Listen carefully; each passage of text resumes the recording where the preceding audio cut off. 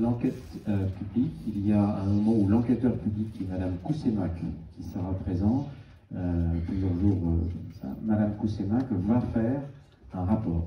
Donc elle a quelques jours pour synthétiser vos commentaires ou les commentaires des Ardennais et en faire un rapport. Au passage, je précise que leur façon de fonctionner, c'est qu'ils classent un peu, comme ils ne peuvent pas reprendre tous les éléments, ils classent par thème. Donc si vous voulez vous exprimer, essayez d'utiliser des thèmes qui soient logiques ou qui soient communs, histoire qu'on ait plus d'impact. Et donc après ce rapport d'enquête est soumis à Monsieur le maire. Monsieur le maire a liberté d'en prendre acte et de corriger ou pas sa copie. C'est sa décision, si j'ai bien compris. Et à l'issue, il en fait ce qu'il veut et il dit je continue dans la même voie, ou je modifie. S'il modifie, ça reprend un petit peu, le processus est plus long. Mais en tous les cas, une fois qu'il a reçu le rapport, il en fait à peu près ce qu'il veut, si j'ai bien compris, et il décide ou pas. Et à la fin, l'acte juridique qui est important, c'est qu'il fait un arrêté municipal, il dit « j'officialise, je lance le projet ». Dans le planning tel que nous le comprenons, il devrait faire ça au mois de novembre. Donc, fin de l'enquête publique, 23 septembre, un petit mois pour faire le rapport, quelques semaines pour le lire, et on passe en conseil municipal, et c'est acté. D'où l'importance du timing. L'importance, c'est maintenant qu'il faut réagir, c'est maintenant qu'il faut montrer notre position. Encore une fois, notre position sur le côté massif, et commenter, et faire savoir. Mais donc l'acte juridique qui est fondateur de la suite, c'est le conseil municipal qui validera le projet, c'est l'arrêté, si j'ai bien compris, l'arrêté qui valide.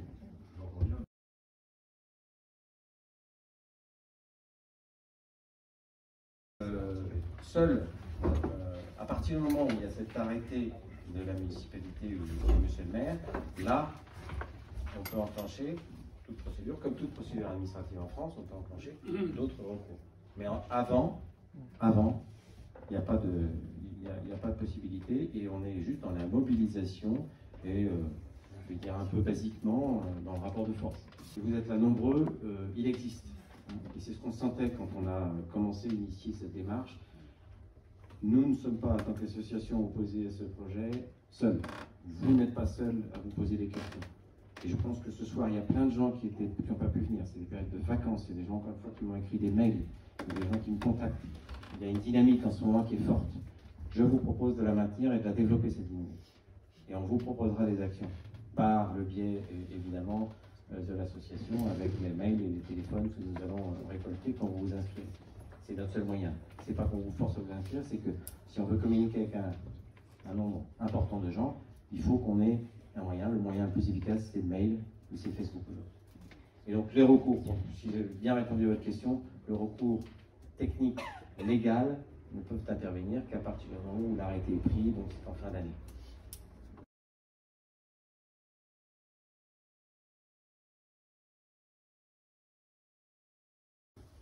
C'est une question intéressante. Nous sommes, à mon avis, à peu près 100 personnes aujourd'hui parties prenantes de l'association.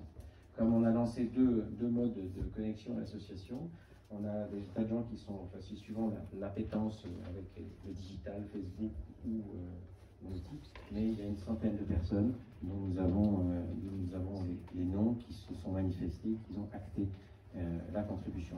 Et ce n'est qu'un début, parce que le nombre d'adhérents augmente régulièrement.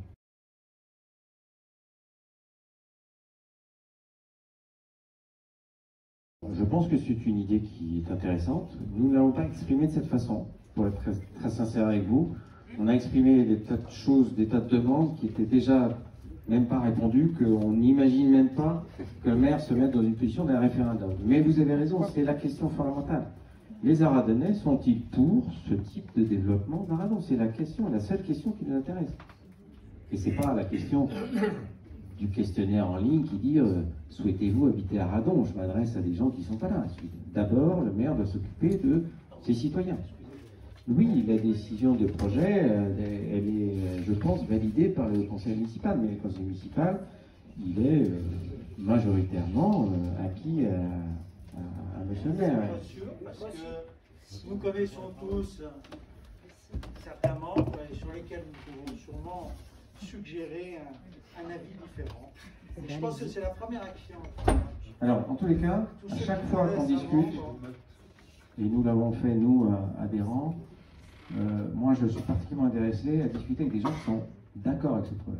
Parce que discuter entre nous de gens qui se sont dit c'est pas le bon projet, c'est pas le bon timing, c'est pas la bonne masse, c'est intéressant. Mais il faut être intéressé. Moi je suis particulièrement intéressé à discuter avec des gens qui disent oui mais quand même. Oui mais attention. Oui mais il faut rajeunir. Oui mais j'ai mes enfants qui habitent à Radon et qui n'ont pas de logement. Oui mais. Voilà. Donc je vous rejoins dans le sens, il ne faut pas hésiter à aller à la controverse et discuter et dire on peut être d'accord et on n'est sûrement pas taxable, nous, de dire vous ne voulez pas les logements sociaux. Parce que ça, c'est parfois des réponses un peu rapides. Vous ne voulez pas les logements sociaux, nous, on veut les logements sociaux. C'est pas ça.